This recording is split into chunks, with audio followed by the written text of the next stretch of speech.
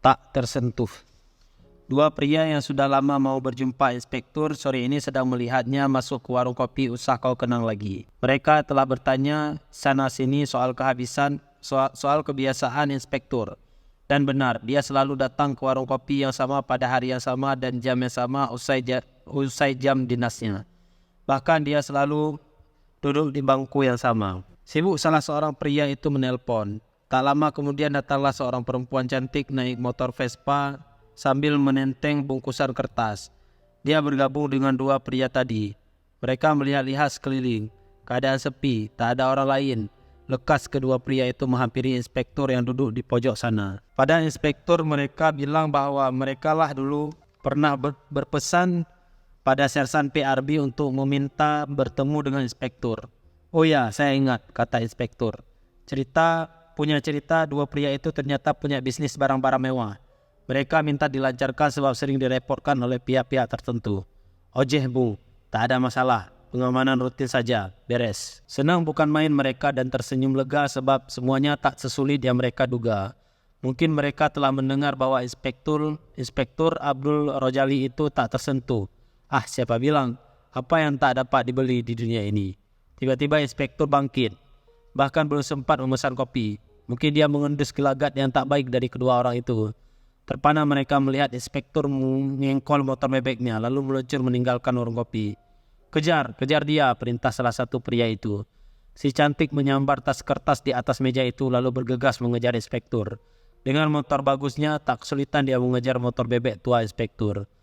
Di jembatan mereka beriringan. Perempuan itu memanggil-manggil inspektur minggir. Perempuan itu menghampirinya. Maaf pak, ini untuk bapak. Tadi ketinggalan di warung kopi.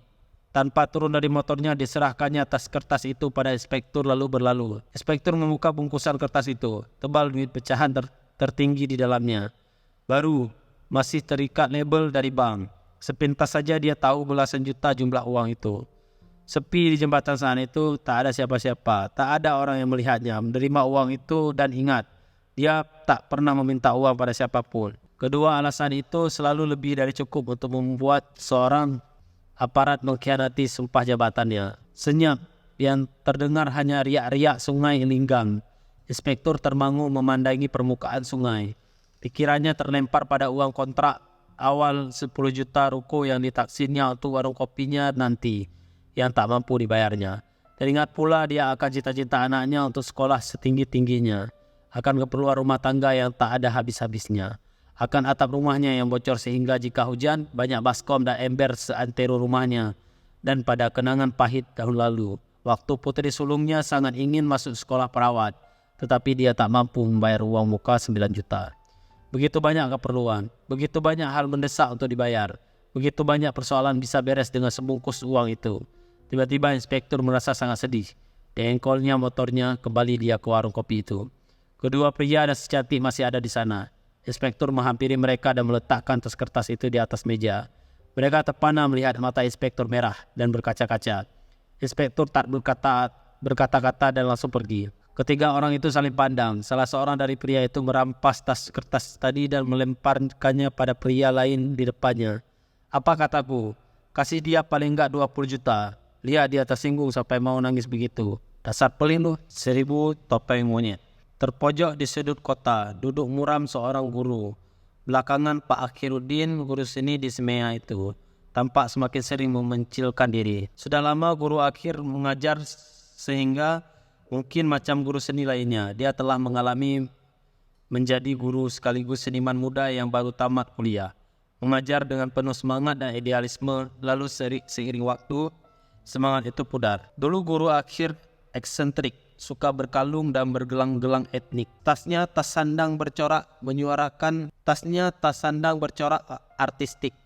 Optimistis ditetapnya dunia, tak sabar dia mau menyuarakan pendapat, meletupkan ide-ide hebat, berombak yang tak beres dan mencipta karya-karya besar, semacam masterpiece. Malang, kenyataan di lapangan tidaklah seindah huruf yang melingkar-lingkar di ijazah di 3 seni itu.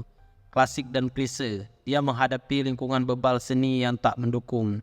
Sarannya tak dianggap, idenya tak dimengerti, belum menghitung pemerintah yang mengelola seni macam orang berpolitik. Akhirnya, guru Akhir belajar menerima kenyataan pahit bahwa selaku seorang guru, dunia telah melupakannya. Selaku seniman, dia takkan pernah menciptakan masterpiece. Kehidupan pribadinya pun mengalami kemarau panjang. Seorang bidan yang telah lama dekat dengannya secara mengenaskan telah digondol tentara masuk desa. Atas nama segala hal yang bergoyang-goyang di dunia ini, guru akhir kapok jatuh cinta. Kehilangan segala-galanya, semangat berkesenian, semangat hidup dan cinta yang tertinggal untuk dijalani guru setiap hari dengan setengah hati hanya sederet rutin. Dan tak ada pembunuh yang lebih berdarah dingin membunuh kreativitas selain rutinitas. Guru akhir yang dulu kreatif dan tampilnya terik kini melucuti kalung, gelang-gelang dan batu-batu akik dari leher, lengan dan jari jemarinya. Kecuali satu gelang akar bahar penolak bala. Kini penampilan guru macam cari kantor desa. Baju safari 4 saku, tasnya jatah dari workshop peningkatan mutu guru yang diadakan Dinas Pendidikan Provinsi 5 tahun yang lalu. Setiap pagi diengkolnya Vespanya, berangkat ke sekolah, mengajar seni sesuai kurikulum lalu pulang. Esok melakukan hal yang sama pula, demikian silih berganti.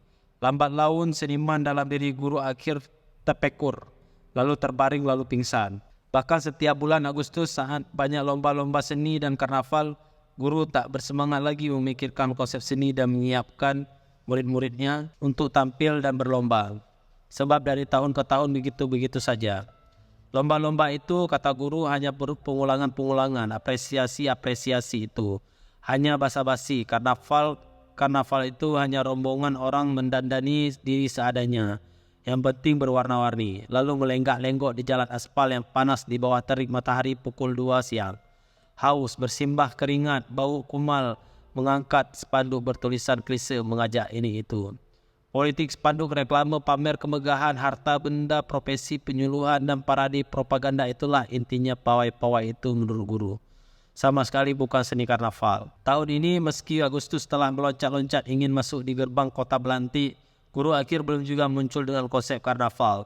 Memikirkannya saja dia malas. Guru sudah patah arang dengan seni. Berkesenian hanya membuatnya sedih. Karnaval lah kalian sana, berpesta pora lah. Guru akhir mau menyepi. Dalam hatinya malah dia mengeluh pada Agustus yang hanya merepotkan, yang menyita waktunya dari lamunan-lamunannya bersama secangkir kopi jahenya. Di tengah keluhan-keluhan itulah guru akhir mendapat kiriman 5 kardus besar sebesar kulkas. Dibukanya salah satu kardus itu dan terkejut bukan buatan melihat banyak sekali topeng monyet di dalamnya. Setiap kardus dibuka tak berisi benda lain selain topeng-topeng monyet. Bertumpuk-tumpuk banyak sekali. Topeng itu terbuat dari karet yang dapat disarungkan ke kepala layaknya helm. Berpuluh macam jenis monyet. Mulai dari gorila hingga monyet kunyuh pisang biasa. Berukuran sesungguhnya dan berwarna-warni macam warna aslinya. Menyeringai-nyeringai, mendebarkan. Sepucuk surat menyertai kiriman yang aneh itu. Rupanya topeng-topeng itu kiriman dari Yayasan Pawai Merdeka. Suatu lembaga nirlaba yang di surat itu dikatakan mengkhususkan diri untuk menyokong kemeriahan Pawai Agustus supaya lebih meriah sehingga anak-anak merasa gembira. Di surat juga disebut bahwa banyak sekolah lain dikirimi aksesori pawai dari lembaga yang dermawan itu. Mereka bilang punya daftar guru seni di seluruh negeri. Tahun ini sekolah guru akhir mendapat kiriman 1000 topeng monyet. Surat itu ditandatangani pengurus yayasan. Totoranda Cynthia Sari bla bla bla. Panjang namanya, mirip nama Latin bunga langka yang hanya ditemui di tengah hutan Amazon. Usah risau, ada singkatan nama di dalam kurung, yaitu Cynthia. Ada pula email untuk mengonfirmasi bahwa topeng-topeng itu telah diterima. Tersentak guru di tempat duduk. Lama guru terpana menatap surat itu lalu terharu. Disangkanya selama ini dunia telah melupakannya, ternyata tidak. Topeng itu sendiri merupakan karya seni yang luar biasa. Karena sangat hidup, ekspresif dan sangat mirip dengan wajah kera. Merinding guru melihatnya dan langsung berpijar-pijar ide seni dalam kepalanya. Seringai monyet-monyet yang mendebarkan itu pelan-pelan membangkitkan lagi arwah seni di dalam diri guru akhir yang selama ini terbaring pingsan. Rapat. 8 calon perampok itu mirip BUMN. Sering sekali rapat dan doyan meneriakkan yel-yel motivasi. Perbedaannya, BUMN sering rapat di hotel-hotel berbintang, terutama menjelang akhir tahun. Sedangkan calon perampok itu rapat di ruang pengap kedap suara dengan lampu remang-remang 10 watt. Mirip ruang interogasi tentara Jepang. Perbedaan lain, BUMN rapat untuk menemukan masalah, lalu rapat untuk menyelesaikannya. Lalu rapat lagi untuk menemukan masalah lagi, lalu rapat lagi untuk menyelesaikan masalah itu, sedangkan 8 pecundang itu rapat hanya untuk bertengkar sesama mereka sendiri. Bawa laptop ini kalau kita merampok nanti, Jun, kata Debut sambil menyerahkan laptop pada Junilah. Ai, repot sekali. Nanti aku harus pegang senjata, lalu pegang laptop juga. Tanganku cuma 2, Bud. Jengkel Debut. Itulah masalahmu dari dulu, Jun. Kau tak bisa dididik, tak bisa diatur. Maunya seenakmu sendiri. Selalu berkata tidak sebelum mencoba. Makanya hidupmu melarat begitu. Bodoh hendaklah menurut. Pintar hendaklah mengajar. Andai memberi pandangan secara pembicara motivasi. Daripada kau, Bud, kau bilang kau ketua, tapi kau pelin-pelan, balas Junilah. Kopi gampang dingin di depan orang yang pelin-pelan, kata bijak Handai. Maksudmu, kopi ngebonmu di warung kopi itu, Dai? Nehe memihak Junilah, sekutu tetapnya. Bicara soal kopi ngebon, utangmu padaku belum kau lunasi, Dai. Ingatkah kau utang padaku waktu kau mau beli celana pensil tempoh hari, Ing? Stop, Jun. Potong Handai. Aku tahu apa yang akan kau katakan sebelum kau mengatakannya. Bahkan aku tahu apa yang akan kau katakan sebelum kau sendiri tahu apa yang akan kau katakan. Apakah kau tahu apa yang akan kau katakan sebelum kau mengatakannya? Atau apakah kau tahu apa yang akan kukatakan sebelum kau mengatakannya? Cara bicara pembicara motivasi memang hanya bisa dipahami oleh pembicara motivasi. Usah kau dengarkan bicara Handai itu, Jun. Otaknya sudah dol. Tohirin memihak Junilah. Saatnya penemu Viagra didominasi untuk hadiah Nobel Perdamaian. Handai tahu Tohirin punya masalah yang tak pantas ditulis dalam buku yang akan dibaca oleh para pelajar. Kau memang sebodoh wajahmu itu, Dai. Tohirin tersinggung. Nihe bangkit, mau mengebrak Handai lagi. Usah kau banyak cakap lagi, he, gertak suruh Sip. Terima kasih atas saranmu, Sip. Aku memang sudah cukup cakap. Sudah, sebenarnya untuk apa sih laptop itu dibawa merampok? Tanya Dina. Debut makin jengkel. Tugasmu bukan untuk bertanya, Dina. Tugasmu adalah untuk melaksanakan. Tugasku adalah memberimu tugas. Kalau tak kau puji dirimu sendiri, siapa yang akan mengujimu? Kata bijak Handai lagi. Kalian semua tak ada respek pada pimpinan, bentak Debut. Hanya orang bodoh yang menuntut respek dari orang-orang bodoh, kata Handai. Tutup mulut motivasimu itu, Dai. Bising aku, bentak Nehe. Ambil laptop ini, Junilah. Ikuti saja perintahku, kata Debut. Kali ini Junilah tak lagi banyak tingkah. Dia melangkah ke depan berjinjit-jinjit. Tak tahu mengapa, sejak punya rencana merampok, Junilah selalu berjalan berjinjit-jinjit. Tiba-tiba, dok. Pintu diketuk, digedor lebih tepatnya. Dok. Semua terkejut, saling pandang dan khawatir. Tak pernah ada yang mengetuk pintu itu kecuali kakak Handai yang membawa kopi. Dan kode ketukannya pola bunyi tokek sudah dikenal. Kali ini ketukan pintu itu asing, kasar dan mengancam. Polisi, pucat muka Dina. Kita sudah dikepung, kata Tohirin sambil meloncat ke belakang Rusip, lalu mengendap di belakang bangku. Yang lain ikut mengendap macam IQ mereka. Dok. Siapa yang membocorkan rencana kita? Bentak Tohirin. Semua serentak menoleh pada Nihe yang suka bocor mulutnya. Pasti kau, he, tuduh Tohirin. Dok. Bud, Debut. Mereka saling pandang. Salut buruk rupa penggali lubang kubur, sorak Nihe. Semua serentak bangkit dari pengendapannya. Junilah berjinjit-jinjit melangkah ke pintu, memutar kuncinya, lalu membuka pintu sekonyong-konyong. Oi, kalian mau merampok bank ya? Teriak Salut sambil menyerobot masuk. Aduh, kebetulan, ajak aku. Cih, siapa yang mau merampok? Ada-ada saja. Mabuk apa kau ni, Lut? Tanya Debut.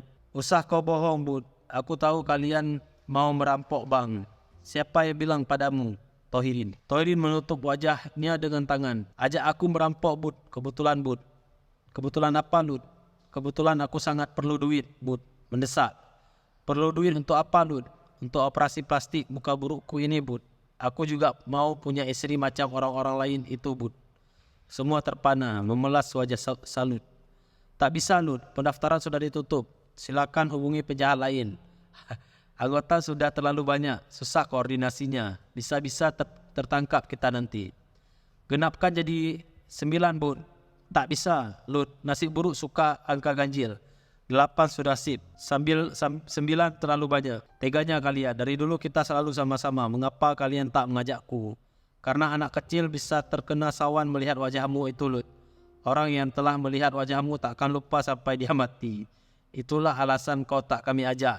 Dia memang punya ijazah SMP tetapi mulutnya buta huruf. Kan orang merampok pakai topeng, kata Salut. Debu terpana yang lain juga.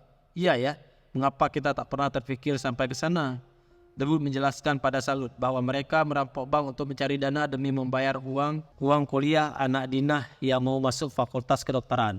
Bukan untuk hal lain. Salut tersenyum. Oh, itu alasan yang jauh lebih baik. Solidaritas. Aku tetap ikut.